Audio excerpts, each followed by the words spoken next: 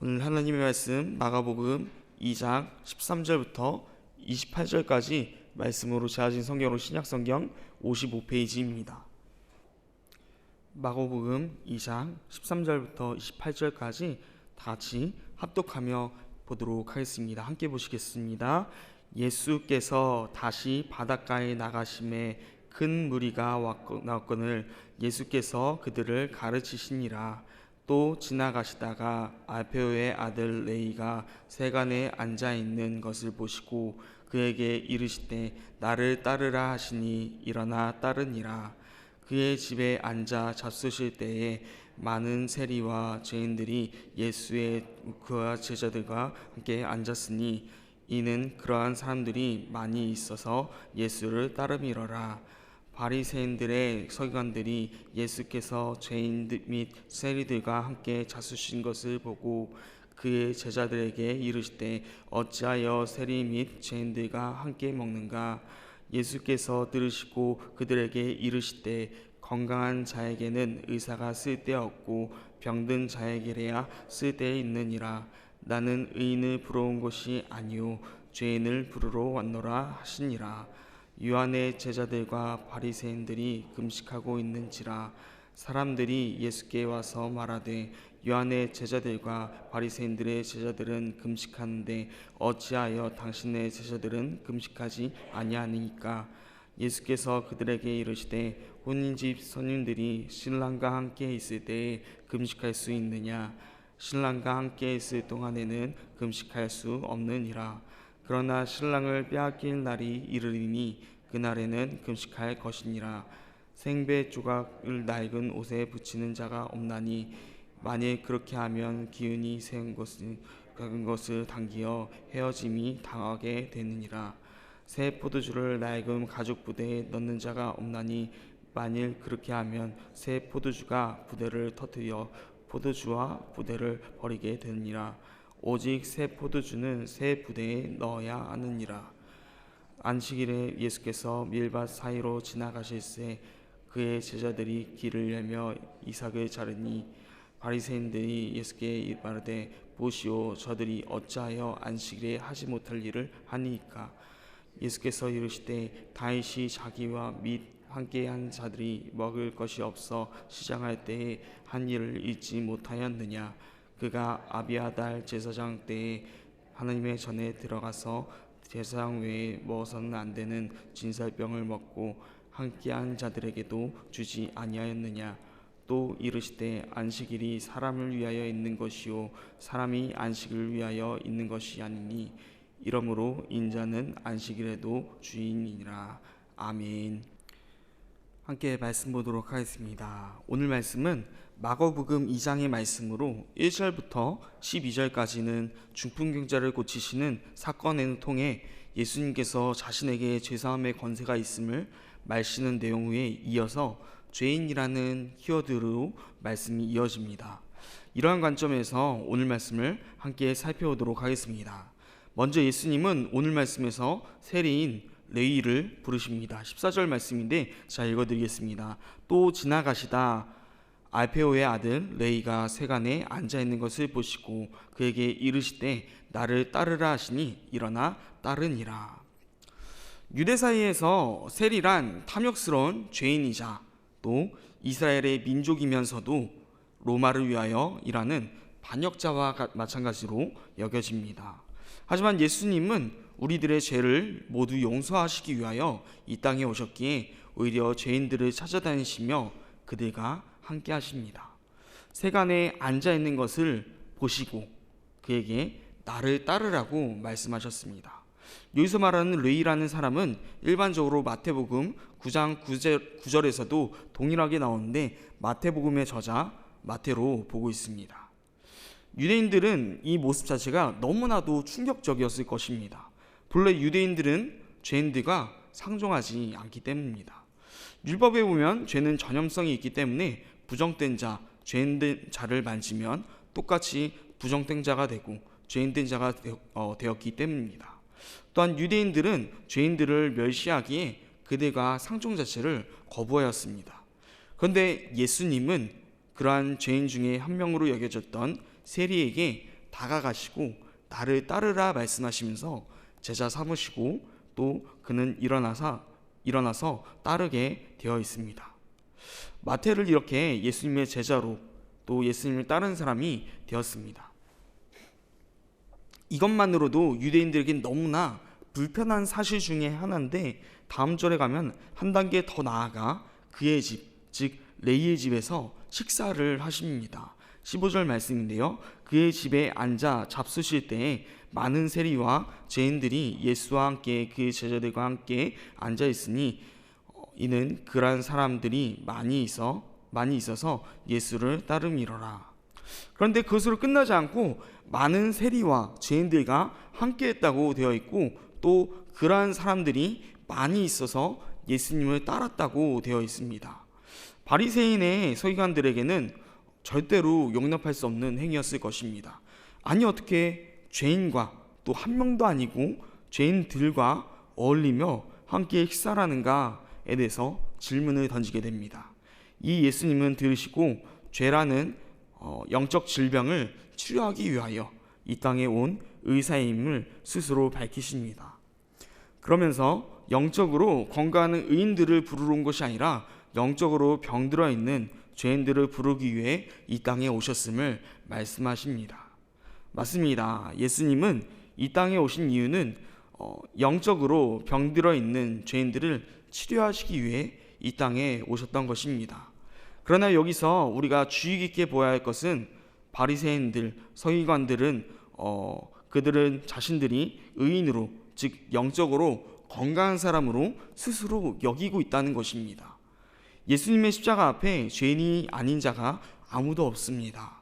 그렇기에 우리가 해야 할 것은 죄인들을 찾으시고 부르시는 예수님의 모습을 보며 죄인들을 멸시하고 또 욕하는 것이 아니라 나 또한 그들과 똑같은 죄인들로서 여기며 예수님의 식사에 동참하여 나아가는 겸손한 자가 되는 하루가 되어야 하는 것입니다.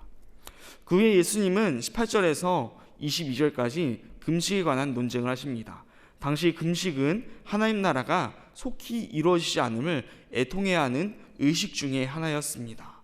하지만 예수님의 제자들은 금식하지 않습니다. 이에 바리새인들이 와서 요한의 제자들과 바리새인의 제자들이 금식하는데 왜 당신의 제자들은 금식하지 않습니까? 라고 묻습니다. 하지만 예수님은 이 땅에 죄를 사하러 오셨기 때문에 예수님이 계신 지금은 금식의 때가 아닌 예수님의 십자가로 하나님의 나라가 이루어져 가고 있는 잔치의 때라고 말씀하십니다.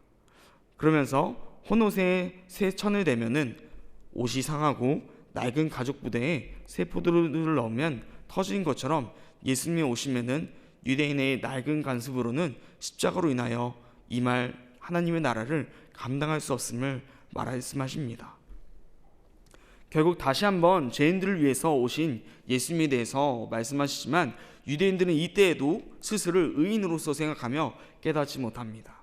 마지막 23절부터 28절은 안식일에 이삭을 잘라먹는 제자들을 비난하는 내용이 나옵니다. 바리새인들은 이 일로 인하여 예수님의 제자들을 비난합니다. 하지만 예수님은 다윗이 무리와 함께 진설병을 먹었던 사실을 언급하십니다. 그들이 좋아하고 사랑하는 다윗이며 또 하나님이 선택하신 자이기 때문에 하나님이 계획하신 왕국을 수립하는 과정 중에 정당한 일이 되었던 것입니다.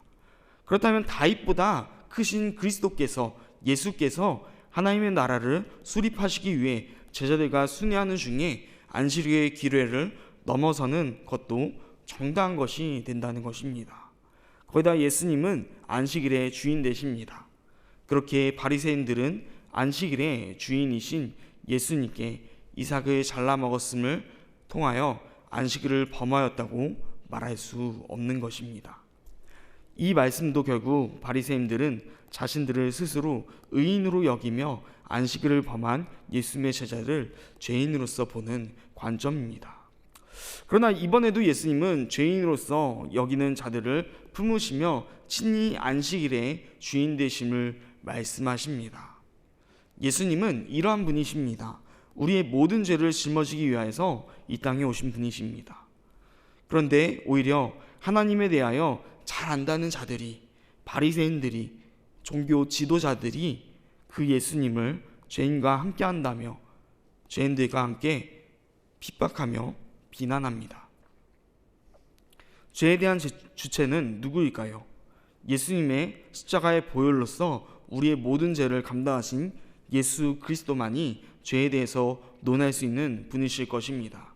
그런데 바리새인들은 그 예수님에게 당신과 당신의 제자들은 죄인입니다 라고 계속해서 말하고 있는 것입니다. 우리 마음 가운데 혹 이런 마음이 지났는지 되돌아보시길 바랍니다. 오늘 하루 살아가실 때 바리새인들과 같이, 종교 지도자들과 같이 하나님을 잘 알고 있다고 믿는다고 스스로 생각하며 되돌아보면은 나는 스스로 의인이라고 여기고 있는 마음은 없는지 다시 한번 생각해 볼 수 있는 시간 되기 바랍니다. 또 그러며 남을 정죄하는 마음이 우리 마음 가운데 있지는 않습니까? 바리새인들과 같이 나의 판단의 잣대를 가지고 원래는 이렇게 하는 게 맞는데, 원래는 저렇게 하는 게 맞는데 어떻게 저렇게 할 수가 있을까 생각하며 혹시 다른 이들을 정죄하고 있지는 않으십니까?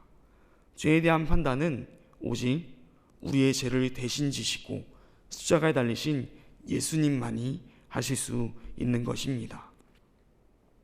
그런데 우리 가운데 남을 정죄하는 마음이 들어온다면 오늘 말씀에 보이는 이 답답한 바리새인들과 같은 것입니다. 오늘날 이 말씀을 보는 우리는 이렇게 생각할 수도 있습니다. 아니 예수님이 계신데, 아니 예수님이 하시는데 어떻게 예수님 앞에서 죄인된 바리새인들이 예수님과 제자들을 비난할 수 있는가? 이런 생각을 할 수도 있지는 않습니까? 삶을 살아가는 우리들의 모습도 하지만 크게 다르지 않습니다. 때로는 다른 사람들을 비난하기도 하고 때로는 다른 사람을 정죄하기도 합니다. 그런데 우리가 비난하는 그들도 누구인지는 모르지만 누가 되었든지 또 얼마나 큰 죄인이든지 그 사람 또한 하나님이 사랑하시는 사람이라는 것입니다. 물론 죄가 있을 수도 있습니다. 누가 보아도 비난받을 만한 죄가 있을 수도 있습니다. 그런데 예수님은 그러한 자들에게 이런 말씀도 하셨습니다. 너희 중에 죄 없는 자가 먼저 돌로 치라. 너희 중에 죄 없는 자가 먼저 돌로 치라. 우리들 가운데 과연 죄 없는 자가 있을까요? 아마 없을 것입니다. 있다 한다면 그것은 교만일 것입니다. 우리는 우리의 죄를 대신하여 죽으신 예수님의 십자가 앞에서 모두 똑같은 죄인일 뿐이기 때문입니다. 그런 죄인된 우리가 다른 사람들을 보면서 심각한 죄인이라고 비난하고 또 정죄하게 된다면 예수님 우리에게 죄 없는 자가 먼저 돌로 치라고 말씀하실 것입니다.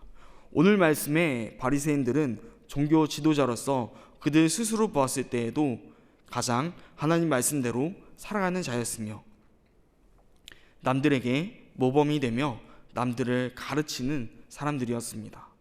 유대인들이 보았을 때에는 의인이었던 것입니다. 그러나 이 세상에 의인은 한 명도 없습니다. 예수님의 십자가 앞에 모두 죄인이며 그렇기에 예수님께서 십자가에서 보혈의 피를 흘리신 것이기 때문입니다. 항상 이것을 기억하시기 바랍니다. 오늘 하루 살아가실 때 계속해서 예수님 주변에 있는 죄인들을 비난하고 또 정죄하였던 그 종교 지도자들도 결국 죄인일 뿐임을 기억하시면서 우리들의 삶 속에서 비록 내 눈에는 좀 더 못나 보이고 또 내 눈에는 죄인인 것처럼 보일지라도 그를 정죄하는 것이 아니라 그를 보며 나의 죄를 더 깨닫고 회개할 수 있는 시간이 되시기를 간절히 소망합니다. 로마서 2장 1절에 보면은 그러므로 남을 판단하는 사람아 누구를 막론하고 내가 핑계하지 못할 것은 남을 판단하는 것으로 내가 너를 정죄하니 판단하는 내가 같은 일을 행함이니라 라고 말하고 있습니다. 우리가 남을 정죄하고 비난한다면 우리가 판단하는 것으로 예수님 앞에서 우리도 똑같이 판단받게 될 것입니다. 항상 이 사실을 기억하며 오늘 삶 속에서 바리새인들 그 종교 지도자들과 같은 삶을 살아가는 것이 아니라 한 명의 죄인으로서 예수님 앞에서 살아가는 또한 오늘 말씀 속에서 나오는 죄인들과 같이 예수님과 함께하여 오늘 하루도 그렇게 하나님과 동행하는 하루가 되기를 간절히 축복합니다.